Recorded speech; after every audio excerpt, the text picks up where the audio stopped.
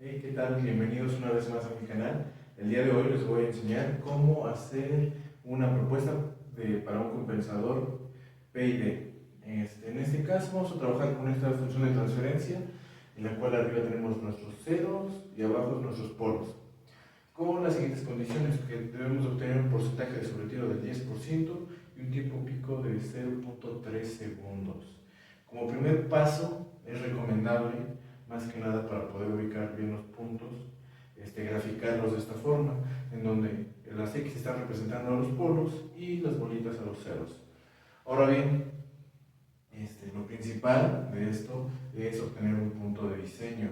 Para obtener el punto de diseño tenemos que obtener primero el factor de amortiguamiento y la frecuencia natural. Y esto se obtiene de la siguiente forma. La frecuencia natural se obtiene mediante esta fórmula, en donde encima de 10 tengo el porcentaje de sobretiro, es decir, puede ser cualquiera que nos estén pidiendo, ya sea 10, 20, 15, 30, cualquier porcentaje de sobretiro. Y bueno, nuestro factor de amortiguamiento nos da 0.5911, mientras que para calcular nuestra frecuencia natural necesitamos este factor, es decir, la fórmula que utilizamos es esta, en donde 0.3 es el tiempo pico y aquí tenemos el factor de amortiguamiento elevado al cuadrado, el cual nos da, la frecuencia natural nos da 12.9838. Ahora bien, una vez tengamos de la frecuencia natural y el factor de amortiguamiento, ahora sí podemos calcular nuestro punto de diseño. En este caso, este es nuestro punto de diseño. Ahora bien, ¿qué vamos a hacer ahora a partir de esto? A partir de esto tenemos que sacar los ángulos y magnitudes de nuestros polos y de nuestros ceros. Bien, una vez más, voy a borrar todo esto y les voy a colocar las fórmulas. Ahora bien, una vez que ya calculamos nuestros ángulos como nuestras magnitudes, en este caso les voy a explicar cómo es que sucedió y qué cosa es cada uno. Miren, primero, se fueron ordenando así. Tomó A, B, C, D. Van primero así, en este orden. Así fue como se sacaron los ángulos. En este caso, podemos graficar más o menos nuestro punto de diseño, que es menos 7.67 por menos 10. Supongamos que está por aquí, nuestro punto de diseño. Entonces, todos los ángulos que estamos calculando son prácticamente estos, de la derecha. Bien, ¿esto para qué nos va a servir? Esto es de suma importancia porque en el futuro vamos a tener que calcular una deficiencia angular y a partir de esto vamos a obtener para el PD nuestro cero. Bien, ahora las magnitudes de igual forma nos sirven para poder calcular al final de todo, una vez que ya tengamos nuestro cero y nuestro polo del PI y nuestro cero del PD, poder calcular la ganancia. Bien, en este caso A y B se calcularon de esta forma, se calcularon con esta fórmula. ¿Por qué? Porque está del lado derecho del punto de diseño. Sin embargo, C y D se calcularon con esta otra fórmula. ¿Por qué? Porque están del lado izquierdo de nuestro punto de diseño.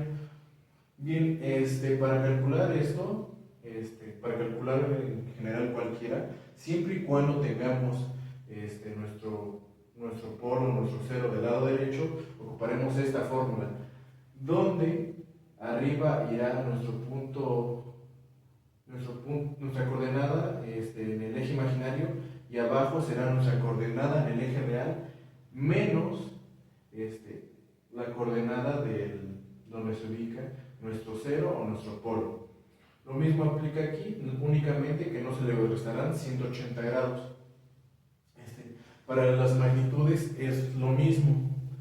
A nuestra coordenada en el eje real se le va a restar la coordenada del polo del cero y se va a elevar al cuadrado, y se le va a sumar la coordenada del eje imaginario al cuadrado y nos va a dar nuestra magnitud. Una vez obtengamos tanto las magnitudes como los ángulos, vamos a poder seguir ahora con nuestro PEI, es decir, vamos a proponer un polo en el origen y a partir de este polo vamos a buscar un cero. Ya que tenemos nuestro polo en cero, nuevamente volvemos a calcular el ángulo y la magnitud. Y como antes les mencionaba, para calcular el ángulo se ocupa esta fórmula. Como está en el origen, es decir, está del lado derecho de nuestro punto de diseño, ocupamos esta fórmula. Sin embargo, aquí únicamente lo que tienen que hacer es cambiar esta x por la coordenada, que es 0 en este caso porque está en el origen. Y esto, al resolverlo, nos va a dar esto, el ángulo en E. Ahora bien, la magnitud, con la magnitud va a ser exactamente lo mismo. Esta x la cambian por la coordenada en donde tienen su polo, su coordenada real. Y una vez lo resuelvan, van a poder obtener la magnitud de E. ¿Qué es lo que sigue? Ahora tenemos que buscar un 0. Bien, ahora ¿cómo vamos a encontrar nuestro 0? Bueno, la condición que debe de cumplir nuestro 0 es que el ángulo de abertura entre la recta que se forma desde nuestro polo en 0 al punto de diseño y desde donde vamos a proponer nuestro 0 al punto de diseño no debe de superar los 5 grados, es decir, este ángulo que se forma aquí no debe de ser mayor a 5 grados. El lugar del 0 que yo propuse es 0.5 y en este caso a este 0 lo vamos a llamar F. Y bueno, el ángulo obtenido es de 124.4185 grados. Y la magnitud es de 12.6943. Bien, esto igualmente se hizo con estas fórmulas que tengo anotadas aquí, en donde x se sustituyó por 0.5 en el ángulo y en las magnitudes, esta x también se sustituyó por 0.5. Bien, una vez que ya tenemos esto, ya tenemos la parte del compensador integral, proporcional integral. Ahora vamos con los últimos pasos, que es nuestro compensador derivativo. Como ya había explicado antes, debemos de encontrar la deficiencia angular y justamente para eso necesitamos los ángulos de A, B, C, D, E y F. En este caso vamos a identificar cuáles son los ángulos de nuestros ceros y les vamos a restar los ángulos de nuestros polos. Y vamos a ocupar esta fórmula para obtener nuestra deficiencia angular. Bien, podemos ver que en este caso B va a ser un 0 y F va a ser igual a un 0. Haremos estas sumatorias y le restaremos la sumatoria de los ángulos de los polos y obtendremos nuestra deficiencia angular.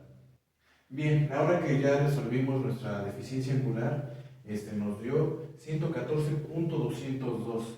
Este es el ángulo de nuestro cero derivativo, el cero que se propone por controlador proporcional derivativo, al cual lo vamos a llamar G, es el ángulo de G. Y para obtener dónde se posiciona dentro de nuestra recta G, vamos a hacer esta operación, en donde esta operación es simplemente un despeje de esta fórmula de donde se obtiene el ángulo. Ahora debemos de obtener la magnitud, la cual es la que nos falta. En este caso, para calcular la magnitud, ocupamos esta misma fórmula y x la sustituimos por 2.9665 y así obtenemos la magnitud de g. Vamos a calcular nuestra ganancia. ¿Y cómo se calcula esto? Ahora que ya obtuvimos la ganancia, para obtenerla, primero que nada, les explico esta fórmula, que es la fórmula para obtener k. ¿Y qué vamos a multiplicar? Vamos a dividir la multiplicación de todas las magnitudes de los polos entre la multiplicación de todas las magnitudes de los ceros. Y esto como resultado nos arrojará nuestra ganancia, que en este caso es de 12.1491. Vamos a escribir nuestra función de transferencia con nuestro compensador. Y esto va a quedar de la siguiente forma. Tenemos aquí nuestra ganancia y aquí tenemos nuestro cero que obtuvimos del PI nuestro cero que obtuvimos del PD y por último nuestro polo que propusimos para el PI. Bueno, más que nada para saber cómo funcionan.